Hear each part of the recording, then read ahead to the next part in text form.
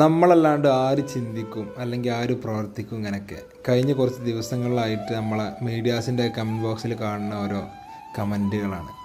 ആ കാര്യത്തിൽ നമ്മൾ മുസ്ലിംസോ ഹിന്ദുസോ ക്രിസ്ത്യൻസോ ഒന്നുമില്ല. അവിടെ പ്രാർത്ഥനകൾ എല്ലാവരും പ്രാർത്ഥിക്കും, എല്ലാവരും ദൈവങ്ങളും ഇടപെടുന്നുള്ളതാണ്. അത് നമുക്ക് മാത്രമേ പറ്റുള്ളൂ.